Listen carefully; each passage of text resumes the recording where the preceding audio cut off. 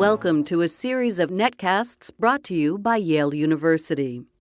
Welcome to the Quadcast, a Yale Divinity School podcast. In our 5th episode, Christian and Jewish leaders weigh in on the state of interreligious relations today. Graduate student Emily Judd conducts the interview with Yale Divinity professor and Baptist minister Greg Mobley and Rabbi Or Rose of Hebrew College. Professor Mobley explains how the interfaith movement began. Unfortunately, it takes a world catastrophe to get people to be interested in learning about each other. And Rabbi Rose explains why interfaith work must continue in this generation. People from a wide variety of religious and cultural traditions are now interacting with one another in ways that are mostly unprecedented in human history. Surprising personal interfaith encounters will be shared. And Yossi said to us, he says, "You Christians, why don't you just try to do what your teaching is and love both sides?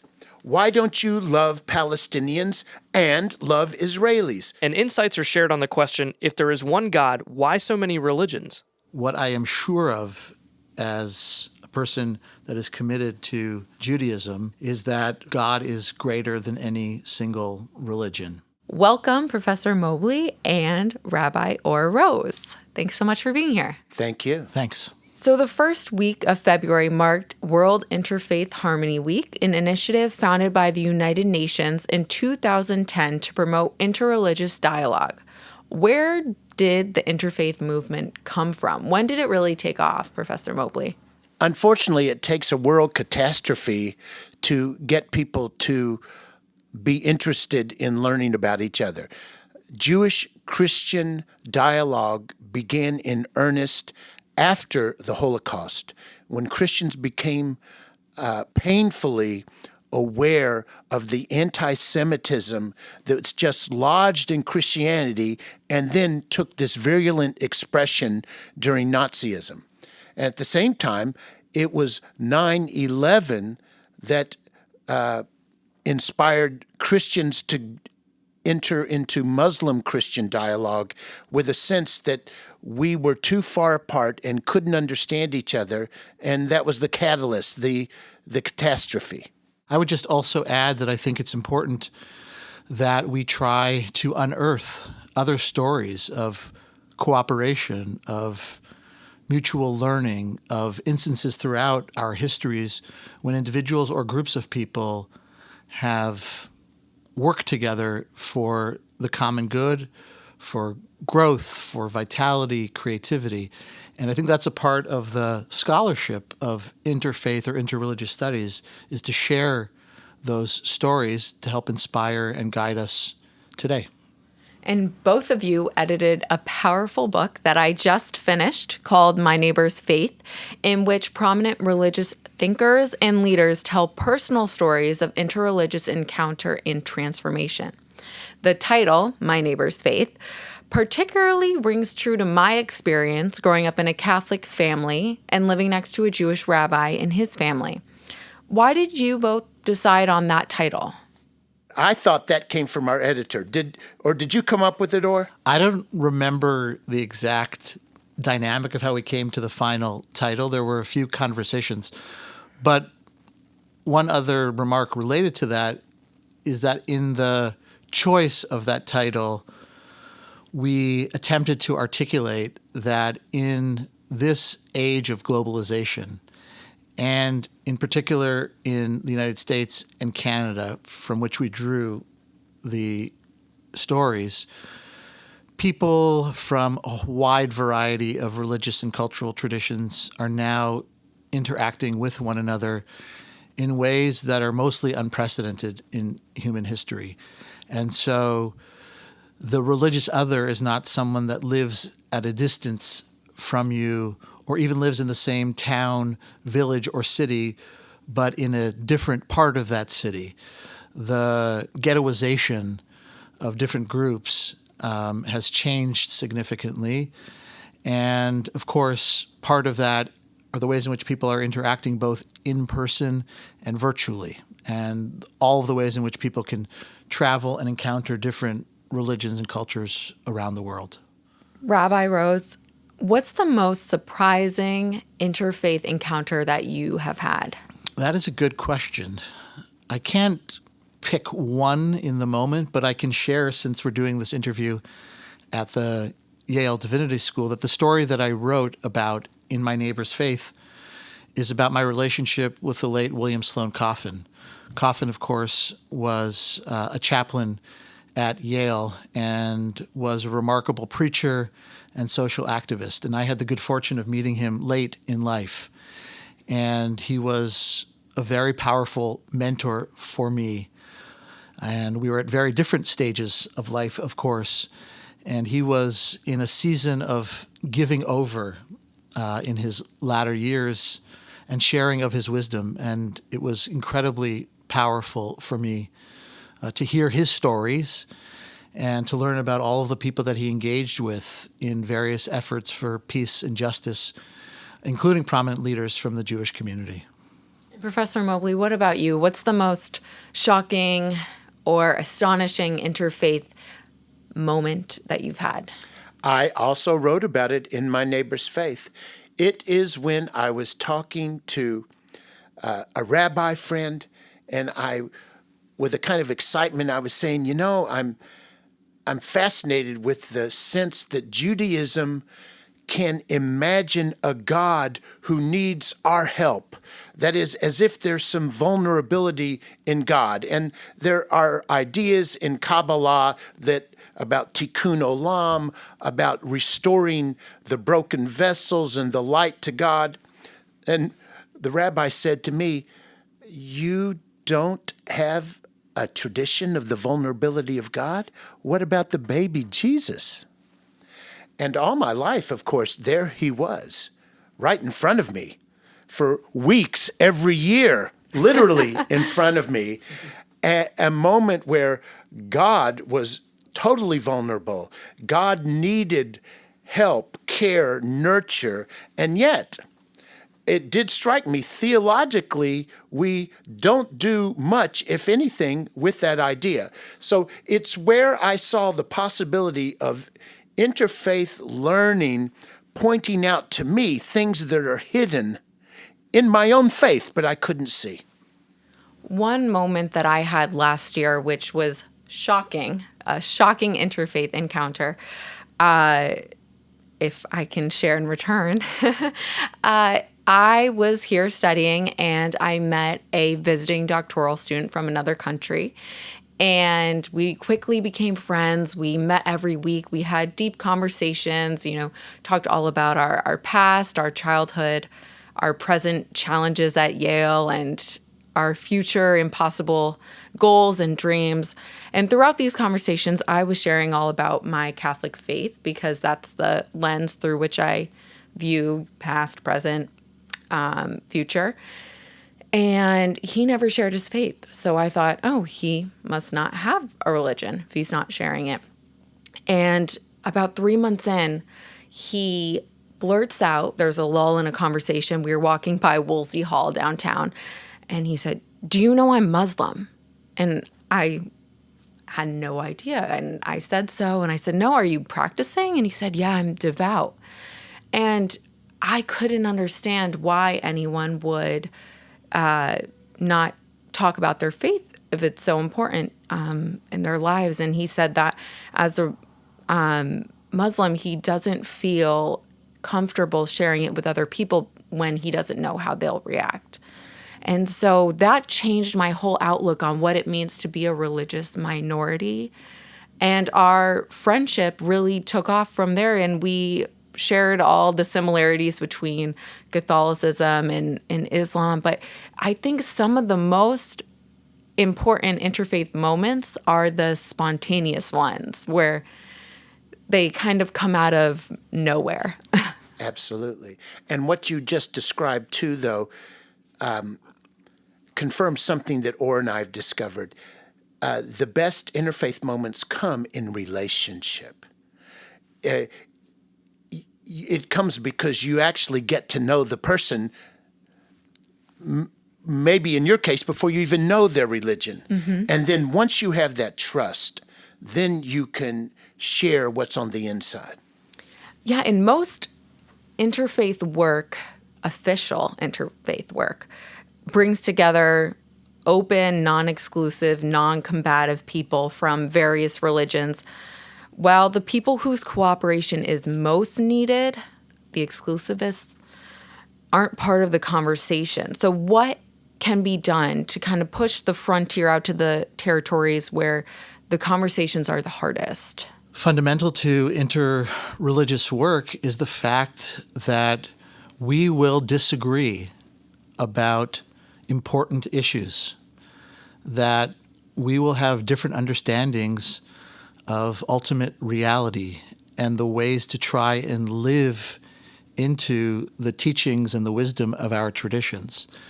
And so I think if we are explicit about that, and that interfaith is not seen simply as an activity for people that want to agree and want to affirm, but also are willing to engage across differences, real differences, then perhaps more people will be interested in the conversation. And Professor Mobley, what is a practical way that the average American can engage in interfaith work? The most practical way is to get to know your neighbor. And because as Orr said, and as your introduction of yourself as a Catholic family living next to the rabbi and the rabbi's family, pluralism is increasingly just the texture of modern life. And the best basis for interreligious understanding is just a barbecue, or the kids playing together, or living in peace. I really think it's a fact. I hardly know a family anymore that doesn't have an in-law or outlaw from another culture who has now been grafted into the family. And so the issue is to just get to know on a personal level the variety of people that are all around us. I think that's the most practical thing. And should a person have a religious affiliation to do interreligious work? Does a person have to be on one religion's team to participate in the game of interfaith? I don't believe so. I think anyone that's interested in learning about the mystery, the grandeur, the beauty of life and of humanity should engage with people that live similarly and differently.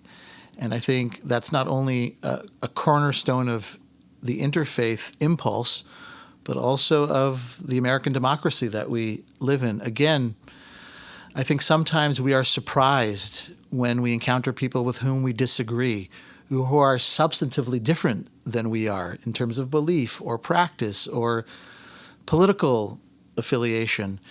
And I think learning how to hold that tension with greater understanding, flexibility, grace, without simply saying, yes, we agree, or papering over difference is an important skill. So I think that the tent should be wide open.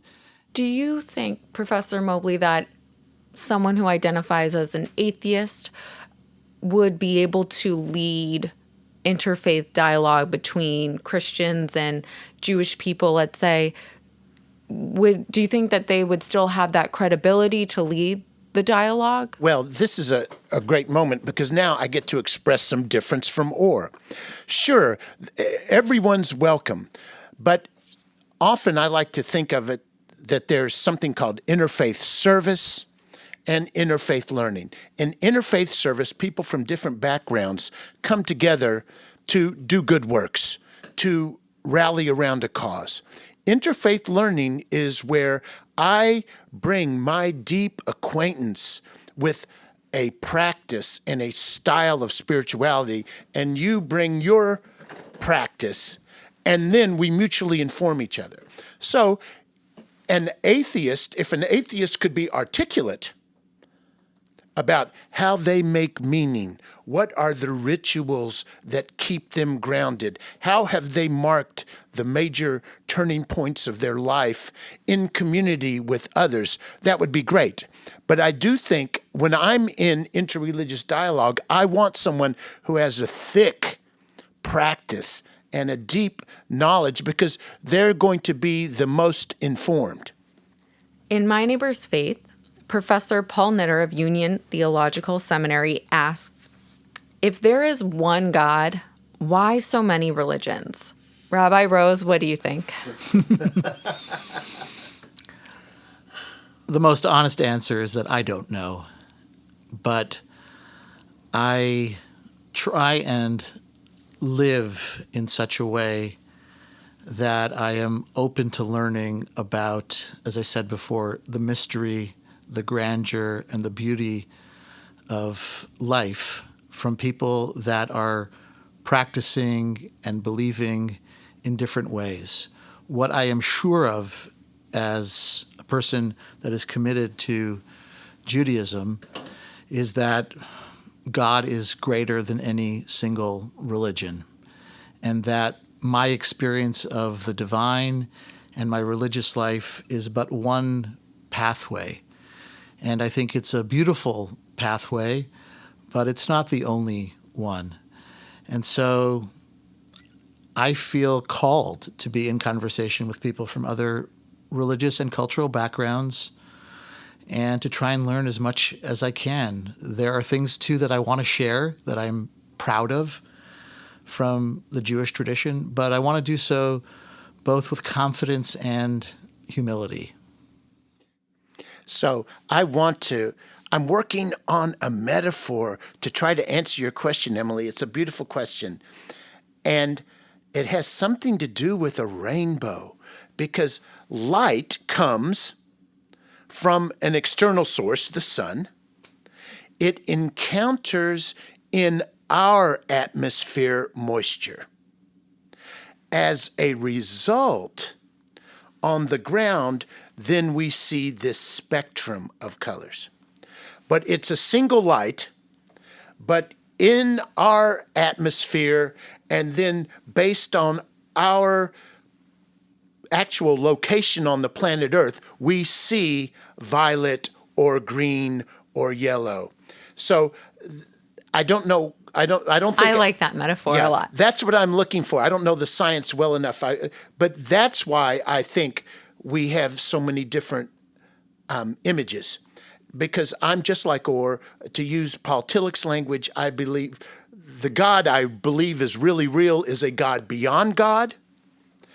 On the other hand, I am happy for the God I've seen.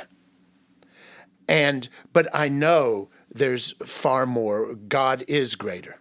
And Professor Mobley, you led a trip to Jerusalem over the winter break with a group of Yale Divinity School students. Do you see a path to religious tolerance and understanding in the Middle East? And I would love to hear, obviously, Rabbi Rose, what you think as well. It's a fascinating question. I think in many ways in Israel, there is religious toleration, religious tolerance. That is, despite the tensions and conflicts among Arabs and Jews and Palestinians, thank God, it seems to me for the most part, it's not religious in nature. I think there's great respect because of the almost cradle affiliation, brotherhood, fraternity between ideas in Judaism and Islam. There is respect for each other's faith. I think the larger questions are about social conflicts, and boy, that's tough territory. But I will say this: I met two people there that were part of a group of bereaved parents, and one was Palestinian and one was Israeli, and both had lost children in the conflict. And they said they've given up on waiting for the politicians on either side to come up with a solution because the politicians had self-interest in maintaining their power, whatever it was, whether it's in the PA or whether it is in the Israeli government, and that they were just connecting person to person, Palestinian to Israeli, seeking reconciliation. And that gave me great hope. I would add that I sometimes feel like an optimist against my better judgment because the situation in Israel and the Palestinian territories, and the ongoing conflict has been terrible, crushing to so many people. But to carry on from what Greg just said, I've made a choice to try and invest my time and my energy and my financial contributions in individuals and organizations that are trying to mobilize for a peaceful and just solution. And those are the people that give me hope. Do you think there's any specific teachings in each of your traditions or verses that could be applied, or, the motto for peace in the Middle East? So I have a story about that. So an American Israeli journalist I really admire is named Yossi Klein Halevi. And he was speaking to a group of us who were Christian clergy who were in Israel to study the conflict and Judaism. And Yossi said to us, he says, "You Christians, why don't you just try to do what your teaching is and love both sides? Why don't you love Palestinians and love Israelis? Because love for neighbor, even love for enemy, is supposed to be a hallmark of Christianity. Why don't you practice it instead of choosing sides?" The basic teaching for me that I try and carry in heart and mind as I go about my work comes from the book of Genesis, in which we learn that every human being is created in the image of the divine. And that is true of every human being. Unfortunately, over the centuries, religious texts have been used in a variety of ways. It's important to state that, both for good and for ill. And we know that texts come alive in the hands and mouths of interpreters. And so, to piggyback on what Greg just said, not only do we need to speak sacred words, but our actions have to follow suit. And we need to recognize that there'll be people from our own traditions and other traditions that may try and use the very same texts for different ends. Professor Greg Mobley and Rabbi Or Rose, thank you so much for joining us on the Quadcast. This was a really interesting experience. Thank you, Emily. Thanks.